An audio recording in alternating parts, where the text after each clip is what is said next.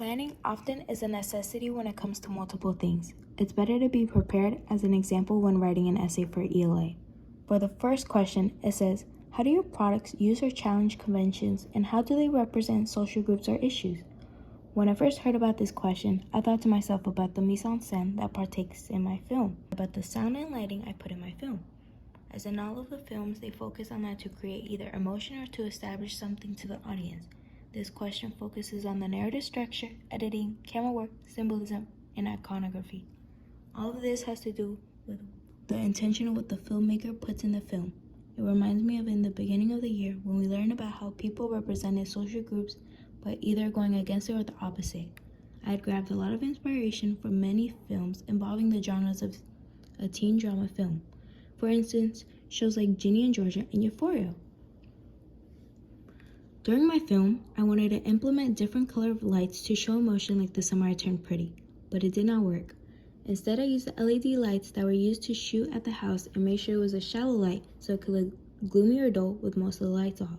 Most teen drama films tend to use dark lighting to set the atmosphere in the opening scene, but that lighting is also known as low-key lighting, and it continues to progress as drama takes place. Although this differentiates how most teen films were made in the past, as before they seen teen films with more high-key lighting, which would be typical. However, it challenges conventions. In most teen films, they often demonstrate teens being happy and how their life is so perfect. Normally, they're rich and can do whatever they want. Movies in the past were all uplifting and all had the same issues with a friend group or boyfriend at the end. An example of this is Clueless or High School Musical. They picture teens with a false reality. Meanwhile, my film is going to break the normal, as teen films are coming up with what some teens may experience nowadays. For sound, I decided to use a more intense but sad music that matches my film. My film is very slow paced, as I got the ideas from my case studies on watching films on YouTube. In some of the camera shots, I try to add what you would typically see in teen films or series like Euphoria, adding character or an effect to the scene. An example is an overhead shot or the over-the-shoulder shot.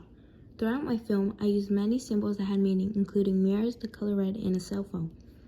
Mental health is important to teens, and my film will bring awareness. Some people may even relate to it, as it shows what most people might go through, as it is sadly common to be found in teens, and how body dysmorphia affects teens.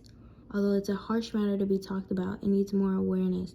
The opening scene is based on representing how most teens have a difficult time with what they look like, their mirror being one of their enemies. Teens often find themselves in a hard place, and I wanted to demonstrate that in my film. Here are the examples. In example 1, you could see where I tried to attempt at low-key lighting, but instead I got more of a backlighting.